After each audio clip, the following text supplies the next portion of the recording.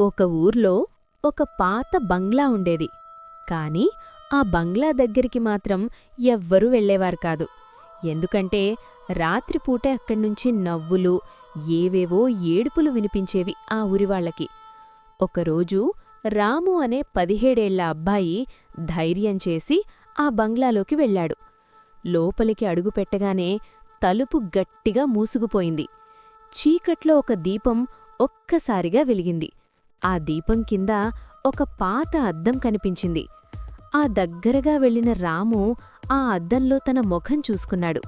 కాని అద్దంలో కనిపించింది అతని ముఖం కాదు, రక్తంతో నిండిన కళ్ళు, చిరునవ్వుతో ఉన్న ఒక అపరిచితుడి ముఖం.